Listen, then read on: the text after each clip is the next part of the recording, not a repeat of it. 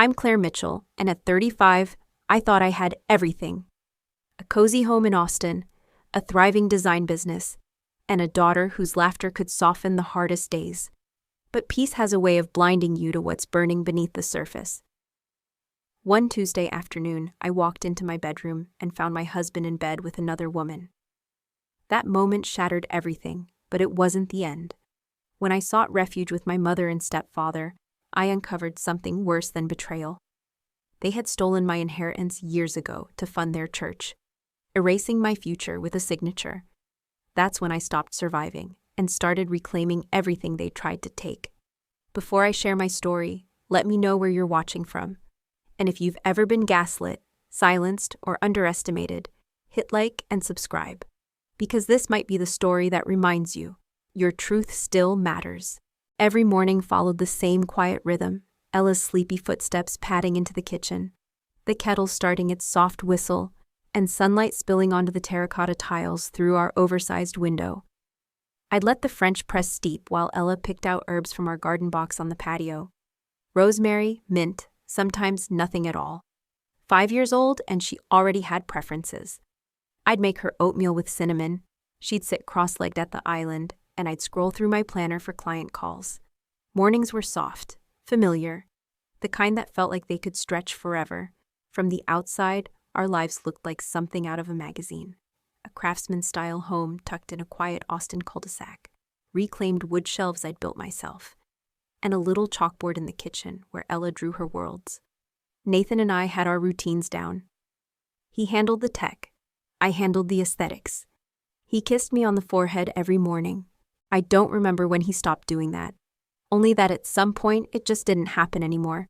He traveled more in the past year. Conferences, projects, remote installs. Always a red eye, always last minute. He'd say, "Startup life, Claire," like I was supposed to understand. And I did, or I told myself I did. My mother once warned me, in that tone she reserved for when she thought she was being wise, "Don't let your independence get in the way of your marriage." She had a way of turning concern into caution tape. Still, I didn't push. I didn't ask who he was texting late at night. I didn't bring up the way he angled his screen when I walked in. That's the thing about peace. It can make you overlook the quiet fires starting in the corner of the room. We were supposed to be the couple who made it. A designer and a software engineer, college sweethearts turned co-parents of a precocious, curly-haired daughter. We built everything ourselves, from scratch. On weekends, we had pancakes and cartoon marathons. Ella loved Moana. Watched it so often she started saying things like, "I am the daughter of the village chief." Nathan would joke that she got her stubbornness from me. I took it as a compliment. She was bold. She was ours. We posted the polished bits of life on social media. Ski trips in Telluride, matching Christmas sweaters, a Halloween where Nathan and I dressed as Bob Ross, and a painting. The likes poured in. We looked perfect. Sometimes Nathan would stare at the ceiling in bed and say things like, "Do you ever feel like this is it?" I'd laugh and say, "It's a pretty damn good it." But he'd just smile and roll over. At the time, I thought he was tired. Now I wonder if he'd already checked out, halfway across the world in some hotel lobby texting someone who made him feel new again. Looking back, there were signs. Subtle, carefully packaged signs. The gym bag that never seemed to have gym clothes. The travel receipts he didn't think I noticed. The way he pulled away when I reached for his hand in public. Still, held onto the version of our life that made sense. That felt safe. I had made a home, not just a house. I thought that was enough. Interior design had always been more than a job for me. It was how I processed life, through color palettes, texture, spatial harmony. I poured my energy into my projects, and in doing so, kept myself too distracted to notice what was happening behind our carefully curated walls. I kept the living room minimal, serene, a palette of pale greens, natural woods. You wouldn't know the tension from the pictures. No one ever does. Sometimes I'd catch myself staring at our wedding photo on the console table in the entryway. We looked young. Not naive exactly, but unfinished. His hand resting just lightly at my waist, my smile wide and certain. A friend once told me that a wedding ring is just a symbol, a circle with a hole in the center. I didn't understand what she meant until much later. At night, I'd lie awake listening to the hum of the refrigerator, the faint chirping outside, and wonder why my chest felt tight. I told myself it was just stress, parenting, work. That thing in my throat wasn't dread. It was just tiredness. But now I know better. You can feel your life slipping through your fingers long before you admit it's happening. Before the shatter, before the betrayal. Back then, I still believed love, when built right, stayed. That effort guaranteed endurance. But not all foundations crack with sound. Some rot quietly beneath polished floors. And when they break, they don't warn you. They just collapse. And I never saw it coming. But deep down, I think I knew. I just didn't want to believe that the life I built, carefully, beautifully, intentionally, wasn't enough to keep someone from walking away. Not yet, not him, not us. But that was the last season of peace before the storm. And storms don't wait for permission. They come when you're barefoot, coffee half drunk, your daughter singing to her dolls in the next room. They come quietly, then all at once. And they don't leave things where they found them. The day it happened wasn't stormy. It wasn't cinematic. It was Tuesday. Gray sky, traffic hum outside. The faint smell of lavender from a candle I'd lit earlier that morning. I wasn't even supposed to be home. A last-minute client cancellation had given me a rare afternoon off, so I decided to surprise Nathan and maybe take him to lunch. Silly, now that I think about it. I even wore lipstick. The house was too quiet when I walked in. No podcast playing, no keyboard clacking. I figured he was in the shower, but then I heard it. A laugh. Soft. Familiar, but not mine. The kind you don't fake. A woman's laugh from upstairs, followed by Nathan's voice. Low, teasing. That's when my chest tightened. That's when I knew. Step by step, I climbed the stairs like they were made of lead. Each one pulled a little more oxygen out of my lungs. The bedroom door was ajar. I didn't knock, I just walked in. He didn't even jump. That's what I remember most. Nathan didn't flinch. He looked at me, eyes half-lidded, hair messy, arms still lazily draped across Alexis Tatum's bare thigh, and said, "You weren't supposed to be home until 2. Like I was the one who'd ruined something sacred. I don't remember what I said. Maybe nothing, maybe everything. Alexis scrambled for her clothes without making eye contact. I stood there, paralyzed, staring at the bed where we conceived Ella. The bed we picked together on a rainy Sunday in Dallas. The bed that still had my pillow on it. There was no screaming, no broken glass, just silence and the sound of something collapsing inside me like wet drywall. That night, Nathan slept on the couch. Not out of shame, just convenience. He didn't apologize, he didn't deny. He just looked at me over his laptop and said, "Claire, you've been somewhere else for a long time. You're always with Ella or your work. Maybe this was inevitable." A justification wrapped in indifference. A cheat sheet for cowards. The next few weeks were lawyer meetings and short conversations in neutral tones. He hired someone aggressive, of course. A shark in a blue suit. I had no prenup, no financial leverage. Everything we built, every dollar saved, was technically joint. Until it wasn't. Nathan knew how to protect his assets. I only knew how to decorate the spaces they lived in. We agreed Ella would stay primarily with me. He said he couldn't manage full custody with his travel schedule. How generous of him. He offered child support on paper, then added, "But I'm investing in a startup, so things might fluctuate."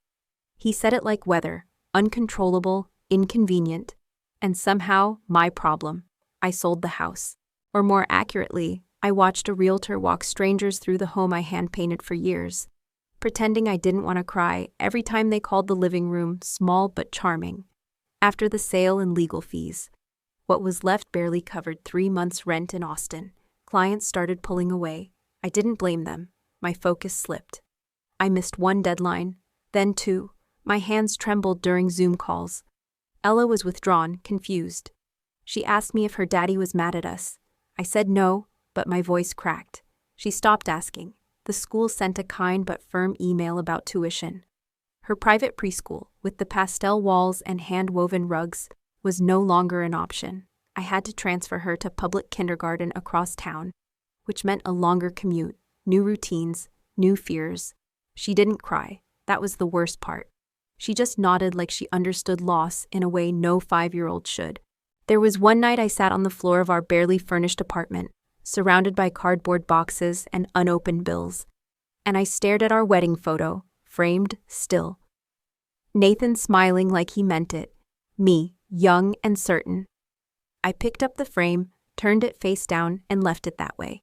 I didn't throw it, I didn't break it, I wasn't angry, I was done. I stopped wearing my ring, not out of rage, but release. That gold band was supposed to mean forever, but forever, like promises, expires quietly, no alarms, just the absence of warmth where your hand used to be held. I applied for jobs I never thought I'd have to take. Retail, admin work, anything to keep Ella fed. My degree, my portfolio, my years of experience, they felt like souvenirs from a life I no longer belonged to. The kind people nod at, then toss aside. Every night I told Ella, "It's going to be okay," and she'd nod, eyes wide, trusting. And I hated myself for not knowing if it was true, but I said it anyway. That's what mothers do. We lie with purpose. The final blow came from the leasing office. Rent increase. A small bump, they said, but enough to push me over the edge. I couldn't afford the deposit on a new place. I didn't have family in Austin. Not anymore. And so, one night after Ella had fallen asleep on the couch beside me, curled under a throw blanket that still smelled like our old home, I emailed my mother. Subject line: "Need help." 6 words. "Can Ella and I come stay?" I stared at the cursor blinking, then hit send. Because even when you know the house you're walking into is filled with ghosts, sometimes it's the only one left with an unlocked door. The email reply came within hours. Cynthia didn't ask questions. No, what happened, or are you okay? Just 5 words, short and final. Of course, the room's ready. It felt less like comfort and more like a reservation confirmation. Still, it was something. A roof. A pause. A place to land while I figured out how to stand again. We arrived in Oklahoma City late on a Sunday, the kind of still evening where even the wind seemed to hold its breath. Ella had fallen asleep somewhere outside Tulsa, clutching her stuffed rabbit with fingers stained from the melted crayons she used to color the back of a diner menu. I sat in silence as the miles dragged us toward a past I hadn't wanted to revisit. The house hadn't changed. Still the same brick exterior. Same creaky porch swing that Roger insisted on fixing every spring, but never did. Cynthia opened the door before I could knock. Her eyes flicked to the suitcases, then down to Ella's sleeping form. She didn't say much, just stepped aside. "Come in," she said. "You both must be exhausted." Roger appeared in the hallway, barefoot in his usual cardigan, looking as though he'd just stepped out of a devotional podcast. He gave a tight-lipped nod. "Claire," he said, "you're welcome here, but we run a respectful home. Routine matters, discipline matters. I hope you're ready to build things back up." Build things back up. As if I'd personally burned it all down with a lighter and a bottle of gin. I smiled, but my jaw locked. They gave us my old bedroom. It had been repainted pale yellow, like a waiting room, and smelled faintly of cedar and mothballs. Cynthia had made up the twin bed with floral sheets and laid out a Bible on the nightstand. I tucked Ella in and kissed her forehead. "It's just for now," I whispered. "Just until Mommy figures it out." The first few days were quiet. Too quiet. Cynthia made casseroles. Roger prayed over every meal, long and theatrical. Ella, being 5, didn't know the difference between hospitality and performance. She called Cynthia Grandma sweetly and colored at the kitchen table like we hadn't just uprooted our entire life. But the cracks showed early. Cynthia's smiles were thin, and her questions were sharp, dressed as casual. "Did Nathan try counseling? Have you thought about forgiveness? You know, when I married Roger, I made a commitment, no matter what." I said nothing. What could I say to a woman who thought betrayal could be undone with Sunday service? Roger, meanwhile, took it upon himself to lead by example. Morning devotionals, bedtime prayers, a laminated chart on the fridge with daily scripture Ella was supposed to memorize. "She's old enough," he said. "Structure will help her cope." I wanted to scream, but I needed their help. So I smiled, nodded, and cleaned the kitchen like gratitude came with a chore list. One evening after Ella was asleep, Cynthia sat beside me on the porch and said, without preface, I always knew Nathan wasn't grounded. He came from a broken home. Those boys never learn how to stay. I looked at her, blinking. You didn't say anything when I was marrying him. She sipped her tea. Would you have listened? That's how it was with my mother. No support, just hindsight, laced with judgment. I realized she didn't bring us back out of love. She brought us back out of obligation, and with obligation comes debt. The day after that, she left a stack of job listings clipped from the local newspaper on the counter. None of them had anything to do with design. Barista, front desk at a dental office, janitorial work at the rec center. A post-it on top read, just some options. Don't be picky, Claire. You've got a child to think about. I stared at the list while the kettle whistled behind me. It wasn't the jobs that got me, it was the subtext. That my life, my training, my ambition, none of it mattered anymore. I was reduced to a line item in someone else's version of practicality. I was no longer Claire Mitchell, designer. I was Claire, the fallen daughter. Later that night, Roger told Ella that strong families don't give up. She repeated it back like a mantra. I wanted to tell her that sometimes giving up is the bravest thing you can do, but I bit my tongue. For now, we had shelter, a routine, warm meals, but it came at a cost. And somewhere between Cynthia's tight smiles and Roger's sermons, I began to feel something worse than failure. I began to feel invisible. But not for long, because beneath that silence, something was already waking up in me. And the truth about them, about the past, about what they'd done, was about to demand space. Whether they liked it or not, living under someone's roof, you start to notice things you never would as a guest. The way silence can feel weaponized, how questions that sound like kindness carry invisible hooks, and how every favor is quietly added to a ledger you didn't know existed. The first sign was small. I had just picked up Ella from school, her new public kindergarten, where the class pet was a guinea pig named Waffles, and no one cared that her backpack wasn't monogrammed. She'd done well that day, drew a sunflower with oil pastels, and remembered all the colors of the rainbow in Spanish. We celebrated with ice cream, 2 small cones from a roadside stand that smelled like summer and sugar. $3, a little moment, a little joy.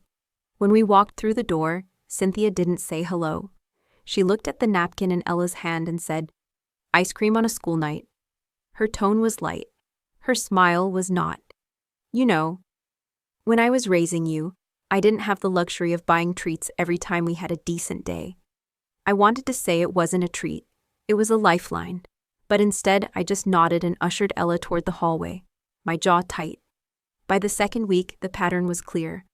I'd head to the local library to apply for remote work, freelance gigs, anything that would keep us afloat. I had experience, a portfolio, testimonials from clients in 5 states. But the replies trickled in like molasses, too niche, overqualified. We're moving in a different direction. I applied anyway, even when the job posts made me feel invisible, even when the algorithms filtered my resume before a human ever saw it. Roger noticed. Of course he did. Over dinner one night, as Ella quietly ate her peas and the overhead light buzzed, he asked, "How many hours did you work today, Claire?" No real curiosity in his voice, just the kind that draws blood. "I was networking," I said, "pitching clients, updating my site." He nodded. "Sometimes I wonder if all that screen time is productive.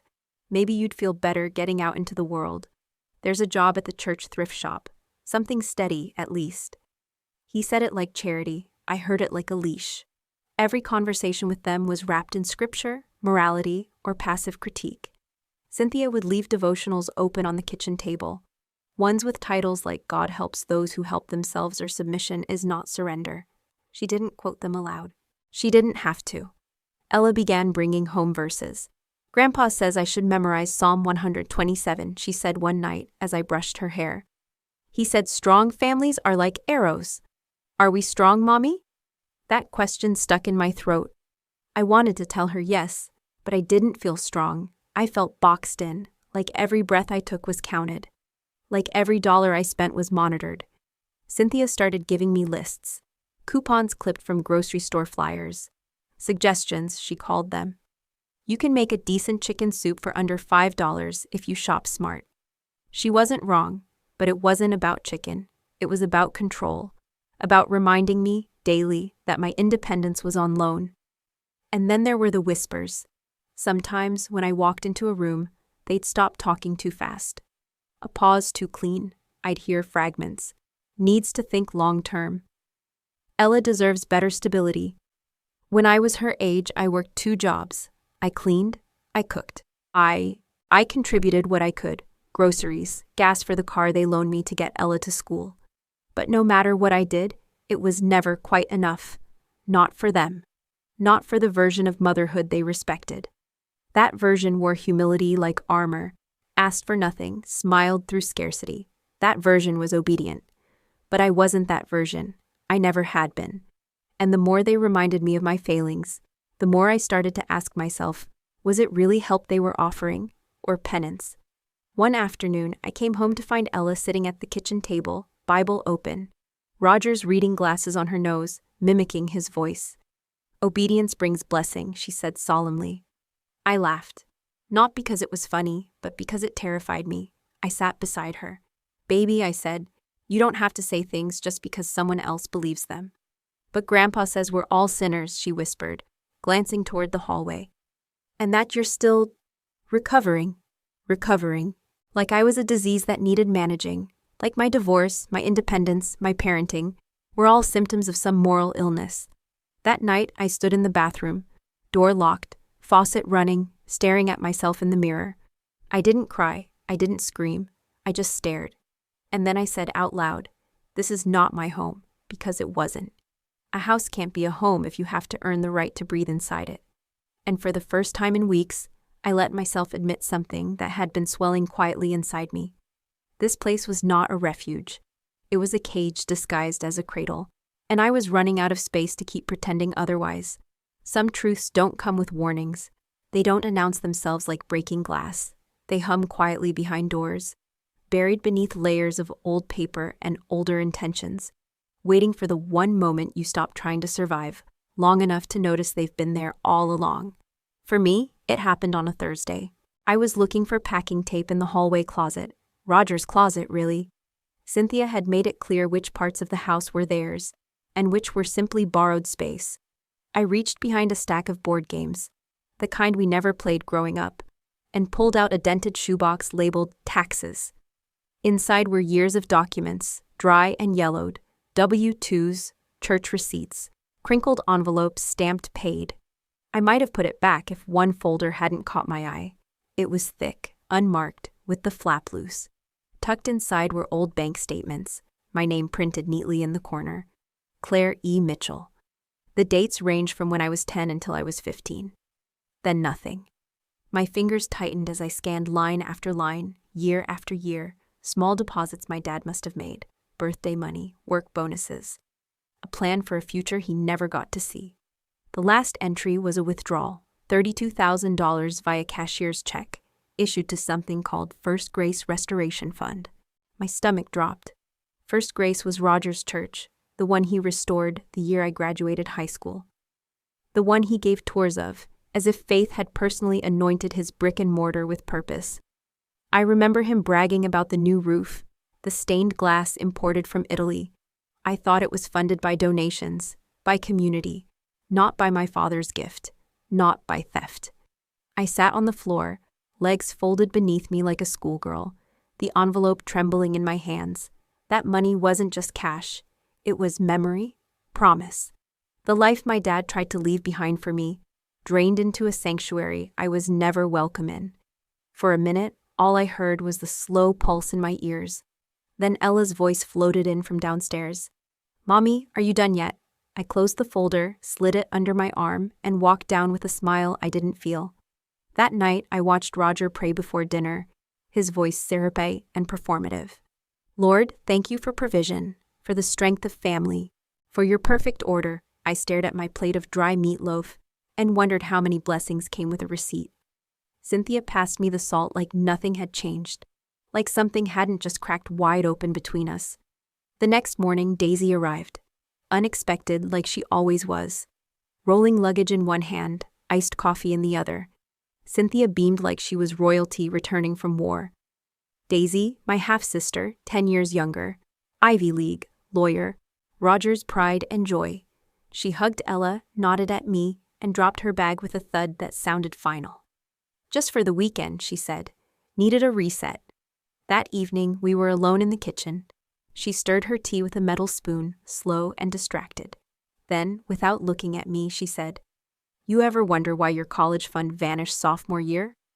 I froze mid-reach for a glass. "Excuse me," she shrugged. "Mom told me you wasted it. Said you blew through it on some guy and dropped out. It's what she told everyone." I swallowed hard, the heat creeping up my neck. I never saw a dollar of it. She finally looked at me. Her eyes didn't soften. They studied. "Interesting," she said, then turned back to her cup. Later that night, I asked Cynthia. I didn't accuse, not yet. Just a quiet question after Ella was asleep. "Hey, do you remember what happened to Dad's account? The one in my name?" She didn't blink. "It went to the church. Roger needed it for the restoration project. It was under my authority. You weren't in school anymore, Claire." She said it like fact, not guilt. "You had no direction. The money was better spent on something with lasting value." "It wasn't yours," I said. Her lips tightened. "It was our family's responsibility to steward that legacy wisely. We did what was best." I stood there, my chest hollow. That wasn't just betrayal, it was erasure. The next day I found Daisy folding towels in the laundry room. "Did you know where the money went?" I asked. She paused. I had suspicions. Stained glass isn't cheap. I let out a dry laugh. "That glass cost my future." She said nothing, no defense, no comfort. But silence sometimes says more than words. That night, Ella showed me a drawing she made. 3 stick figures. One was me, one was her. The third, off in the corner, was labeled Daisy. I asked her why Daisy was so far away. She said, "Because she's not sure if she's part of our house." But I put her there anyway. I kissed her head and tucked the picture into my drawer. I went to bed staring at the ceiling, hands tight around my blanket like it might anchor me. The truth had finally surfaced. And now I couldn't unknow it, couldn't unfeel it. Roger stole from me in the name of God. Cynthia justified it in the name of order. And Daisy? Daisy stood somewhere in between. 1 foot inside their world, 1 foot hovering above mine. But that night, I stopped being angry at myself. The narrative they'd written, that I was lost, unstable, unworthy, wasn't mine anymore. They'd taken something sacred, but I still had my voice. And I was done being quiet. Marcus didn't ask many questions when I called him. Just a short pause on the other end of the line, like he'd expected this moment years ago. We met at a small coffee shop off 39th. He looked older, softer around the eyes, but the same man who once walked me home after youth group when Roger wouldn't let me ride my bike alone. "You sure you want to dig this up?" he asked, flipping open his laptop. "They left me no choice," I said, pulling the folded receipts from my purse like a weapon I'd kept hidden too long. He typed quietly, cross-referencing names, routing numbers, old records I never had access to. I sat still, heart pounding, until he turned the screen toward me. There it was, a wire transfer for $30,000 dated April 15th, 2008, from my trust fund to a joint account under Cynthia Mitchell and Roger Ellsworth. Memo line, Church Expansion Initiative. My breath caught in my throat. "They stole it," I said, not fully believing it even as I stared at it. "They stole my future to fund a building and a plaque with his name on it." I left the shop with USB drive Marcus gave me, copies of every transaction he could find connected to that account. I drove back to the house in silence, parked at the curb instead of the driveway. My hands shook on the steering wheel. For years, I thought I was reckless, that I'd ruined my own chances. Now, I realized they were never mine to begin with. Roger took them before I ever had a chance to choose. Cynthia was in the kitchen, slicing apples for Ella like nothing had ever happened between us. I set the USB on the table and said, "We need to talk." She didn't flinch. "Talk then," she replied. I pulled out the printouts Marcus made. "This is my inheritance, my father's money. You and Roger used it to renovate a church. I was never told, never asked. You lied to me for over a decade." She set the knife down slowly, wiped her hands, and looked me in the eye. It wasn't yours to waste at 18. We used it to serve the Lord. That money was for the family." The word family came out of her mouth like a verdict. I laughed bitterly. "No, you used it to cement his name into stone and erase Dad's. My real father left that money for my education, not your husband's ego." Roger stepped in from the hallway, already scowling. "Lower your voice," he said. "Ella is sleeping." I turned to him. "Then maybe she should sleep in a house where her mother isn't robbed by the people who pretend to love her." He walked forward slowly, like approaching a feral animal. "You're being dramatic, Claire. That money went to God's work. You think your father would have wanted you wasting it on art school in California?" His tone had that old sanctimonious lilt I knew too well. "You mean the school I couldn't afford because you emptied the account? You mean the career I had to build from scratch, while you smiled from a pulpit you paid for with stolen funds?" Roger didn't deny it. He looked at Cynthia like she should step in, but she stood there, arms crossed, defensive as a wall. "We did what we thought was right," she said.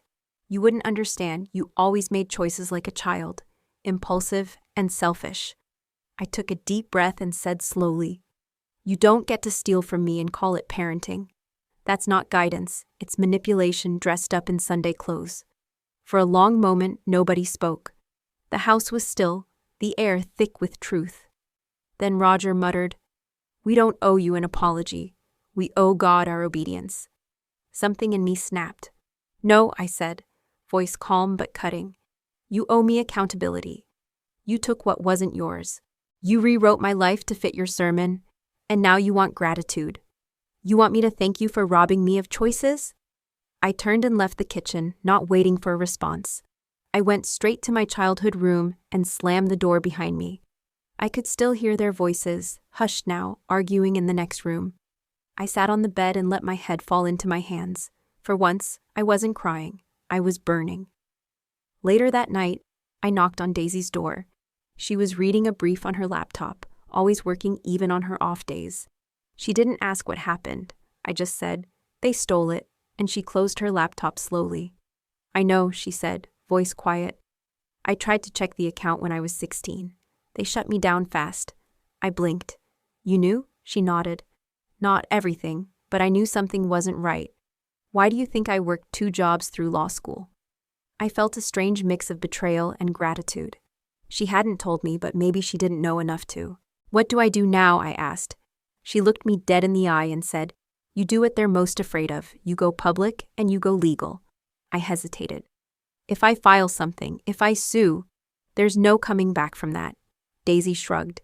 "There's nothing to come back to, Claire. This was never a home. It was a facade with Bible verses on the walls." I didn't sleep much that night. I lay next to Ella, who'd crawled into my bed after a bad dream. I watched her breathe, her chest rising and falling, her fingers curled around the edge of her blanket. I remembered being her age and feeling safe in this house. But safety built on lies collapses the moment truth kicks the door open. I had the evidence now. What I didn't have was fear. Not anymore. Daisy didn't sugarcoat it. "If you go forward with legal action, the fallout won't just be financial. You'll tear the family in half, for good." Her tone was even, but I could hear the warning under every word. "You need to be ready for that kind of fire." I was, or maybe I was too numb to care anymore. Truth didn't need consensus. And justice, I'd come to learn, rarely showed up dressed as peace. I focused on Ella's birthday. She was turning 6. I wanted to give her something simple, something that felt like joy, like home. We planned cupcakes at the park with 2 of her classmates from her new school. A blue balloon bouquet, her favorite paint set. I didn't tell Cynthia. I didn't need the interference. But 2 days before, she accidentally found the invite Nina had printed on our shared printer. I should have known better. The party became something else. Cynthia called extended family I hadn't seen in years. Roger ordered folding chairs and a sheet cake. When I got to the park with Ella, my stomach sank. There were 30 people, all smiling, all loud. Ella clung to my hand, unsure. I knelt and whispered, "It's okay, baby. Just stay near me." Her eyes darted, her lips tight. She wasn't scared, but she wasn't at ease. Same as me. Cynthia pulled me aside between gift openings. "You should be grateful. A real mother doesn't mind when people help make things better. I stared at her. Better for who? She frowned. You're still defensive. That's part of the problem. You always take things so personally. I didn't answer. It wasn't worth arguing with someone who believed every wound they inflicted came from love. Then, as Ella unwrapped her last gift, a plastic princess tiara from Daisy, Cynthia raised her voice. It's funny how some people think they're fit to raise children with no structure, no church, no male figure. Roger and I did what we had to, and it shows. Ella's more polite with us than with you. Silence fell. I looked up and met her gaze. You mean she's more obedient? Because she's afraid. The words hung in the air like smoke. Roger stepped forward, jaw tight. Don't disrespect your mother, he said. In front of everyone, Claire? This isn't the time. I turned toward him. You don't get to dictate the time. Not anymore. He walked closer. You're unstable, just like when you were a teen. You think running away made you stronger, but it didn't. You came back just as broken. The next seconds felt slow and sharp. I didn't see it coming. His hand cracked across my face before I could blink. Gasps broke from the crowd. I stumbled backward, not from the impact, but from the shock. Ella screamed. Her little hands flew to her mouth. My cheek burned. The world narrowed to soundless rage. Roger didn't move. Cynthia froze. And I finally saw them for what they were. I didn't cry. I didn't shout. I turned, walked to Ella, picked her up, and said, We're leaving. Now. She buried her face in my neck. Cynthia reached out. Claire, wait, don't be dramatic. I stepped away. You lost the right to speak to me the moment you stood beside a man who hits your daughter in front of your granddaughter. I walked through the stunned crowd, Ella clinging to me like a lifeline. Not a single person tried to stop me. Back at the house, I packed our bags in under an hour. Ella sat quietly on the bed, still wearing the tiara, her eyes swollen from tears. I didn't say much. I didn't need to. Actions had already spoken louder than any prayer Roger had ever preached. As I zipped the last suitcase, Daisy knocked on the door. She didn't enter, just held out her hand. In it, a small USB drive. Everything you need, she whispered. Emails, transfers, internal church documents. I made copies, just in case. I took it without a word. Our eyes met, and I knew this was her way of choosing. Not me, not them. Truth. Where will you go? She asked. Somewhere we're not afraid to breathe, I said. I carried Ella downstairs. We walked past the living room where Cynthia sat stiffly on the couch, hands in her lap, pretending silence would wash away everything. I didn't look back. That night, we drove without a map. Just me, Ella, a duffel of clothes, and a USB full of betrayal. The farther we got from that house, the easier I could breathe. I wasn't sure what came next. But for the first time in years, I wasn't trapped in anyone else's story. I was writing my own. The next morning, I woke up in Nina's guest room, not to the sound of a sermon or the smell of oversteeped tea, but to quiet. Real, unapologetic quiet. Ella slept curled against me, her small hands still clinging to the hem of my shirt. I didn't move. I just lay there, eyes open, staring at the ceiling. My cheeks still ached faintly, but it was the ache of something healing, not breaking. Nina had left a note on the kitchen counter next to a thermos of coffee and a sticky note that read, You're safe here, no pressure, no schedule. Just breathe. And I did. For the first time in weeks, I actually breathed without having to calculate the emotional cost. But safety was just a pause, not a solution. The real question still hung over me like a loaded verdict. What now? I called Marcus that afternoon. I didn't need his kindness, I needed his access. I have the drive Daisy gave me, I told him. Can you help me figure out what's inside? He didn't hesitate. Bring it in, I'll have it scanned through my secure system. We'll see what we've got. We met in the back office of the credit union where he worked. No formalities, just two people pulling back the curtain on a very long lie. The documents were worse than I imagined. Not just one withdrawal, but multiple. Years of siphoning off small amounts from the account set aside in my name after my father died. Transfers labeled as community outreach and renovation emergency. Every document had Roger's signature, Cynthia's countersign. Some were time-stamped during the years I was still in college. scraping by on dollar store ramen and working night shifts. Jesus, Marcus muttered, scanning the files. This isn't just mismanagement. This is deliberate. They knew what they were doing. I didn't flinch. So we build a case? He nodded slowly. You're not crazy, you're not overreacting, and you're not alone. I didn't cry, but something cracked open inside me, less like a wound, more like a door. He connected me with a woman named Valerie, a pro bono attorney who handled family financial abuse and civil recovery. We met over coffee in Tulsa, and I handed her the USB. She didn't blink at the story. Didn't ask if I was sure. She just said, "You're within the statute of limitations. They took what wasn't theirs. You want it back? I'll help you fight." The simplicity of her confidence shook me. I hadn't had someone stand next to me in a long time. Not like that. Meanwhile, Nina helped Ella settle into her new school. She picked her up when I couldn't, sat through orientation with me. She didn't ask for details. She didn't offer pity. She just filled in the space around me where family had once been. Her apartment was small but warm, a place where no one criticized how I stirred coffee or folded laundry, where Ella could paint without permission.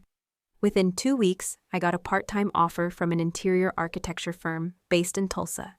The interview was quiet, efficient. They liked my portfolio. Didn't ask why I'd taken a break. I didn't volunteer it. Trauma doesn't need to be translated into a resume gap. It just needs room to work itself out. And I needed work, real work, something that reminded me I could still build things that lasted, even if my own house had crumbled. Nights were harder. Ella had begun to talk again, little things. Can Nina come to my birthday too? Can we buy blue curtains like the old ones? But she never mentioned Cynthia, or Roger, or the party. The tiara sat untouched in her suitcase. I didn't press. Healing has its own timeline, and I knew better than to rush a child's silence. Valerie moved fast. Within a month, we filed civil claims to reclaim misappropriated inheritance funds. Daisy agreed to testify if needed. The case would be slow. Family court always was. But the wheels were turning. I didn't tell Cynthia, not yet. Let the notice come through her mailbox like the cold arrival of consequence. Let the truth knock on their front door this time. One Friday evening, I watched Ella sleep in her little borrowed bed, her fingers still stained with watercolor paint. I sat beside her and thought, this isn't the life I planned. But maybe it's the life that will finally be mine. For years, I let others write the rules. Their houses, their prayers, their ideas of motherhood, duty, control. I had followed. I had apologized. I had survived. But now I was doing more than surviving. I was reclaiming.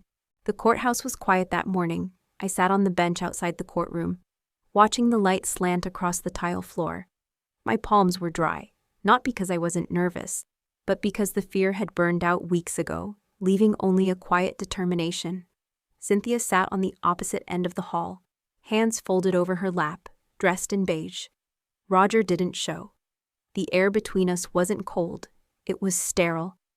Like two strangers in a waiting room, only one of us knew we weren't walking out the same.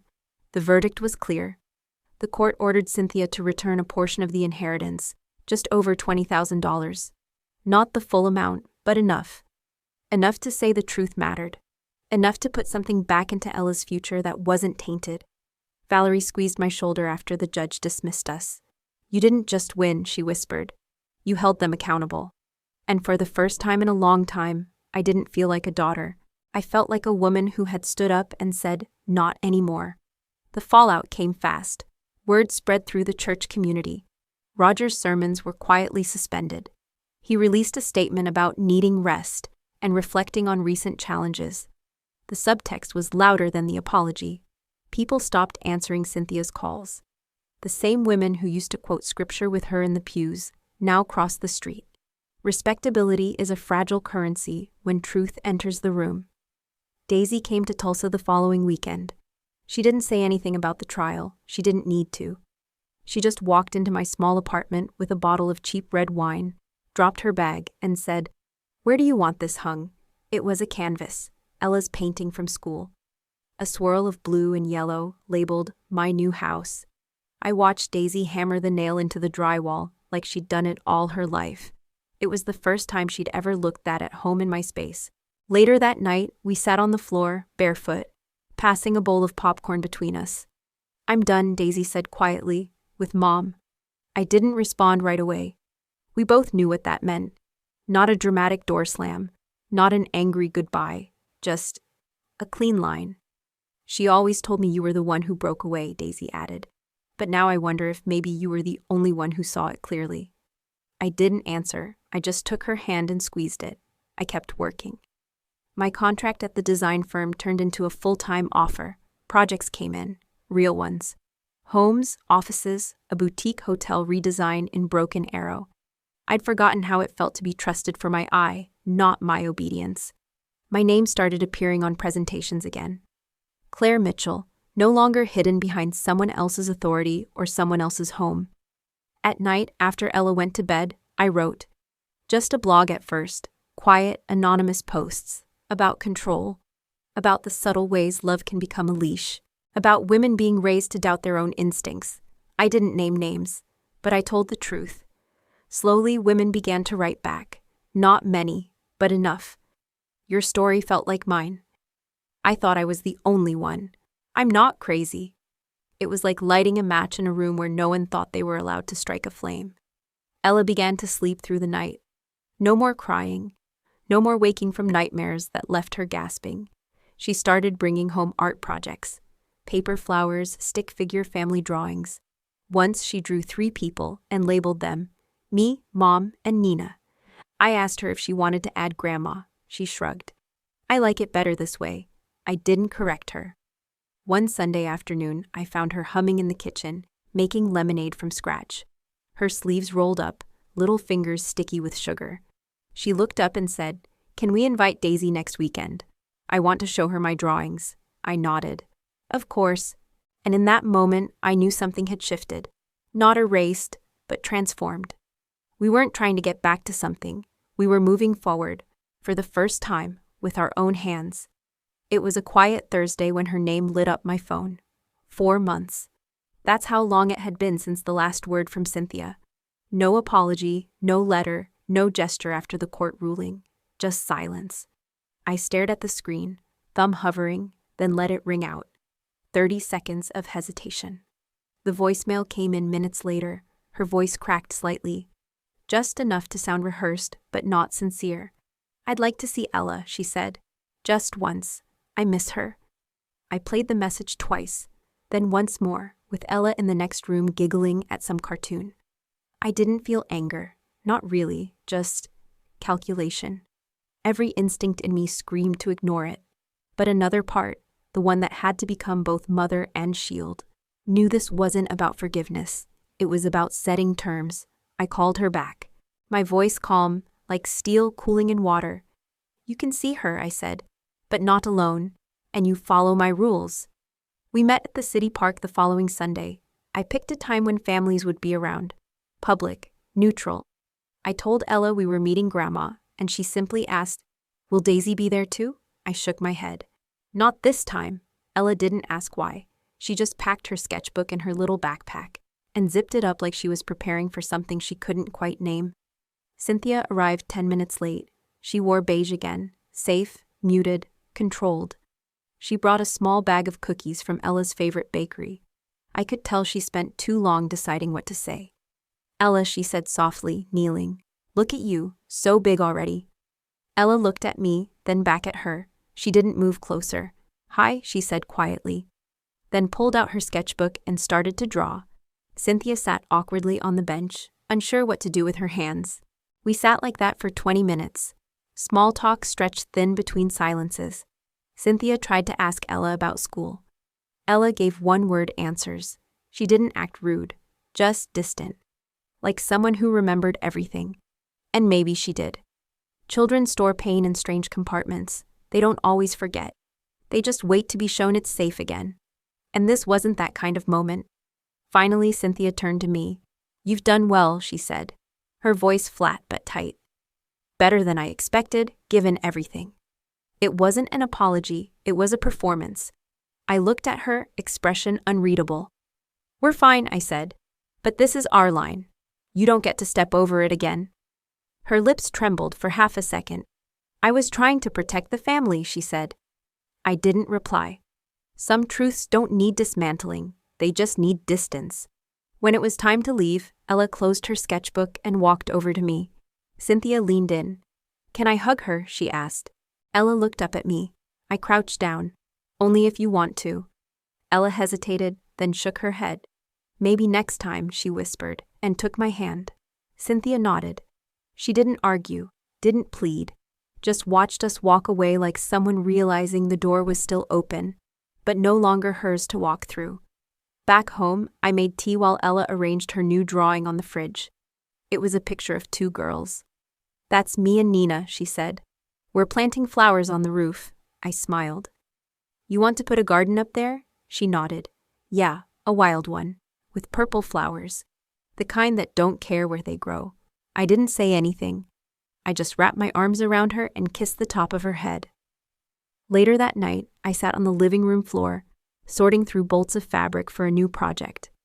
The windows were open. Tulsa air in early spring always smelled like clean soil and second chances. On the wall hung Ella's drawings, framed and crooked, next to photos from her new school. Our apartment was small, sure, but every inch was ours, designed, rebuilt, and claimed again. A home doesn't begin with walls. It begins with boundaries, and this one, finally, had both.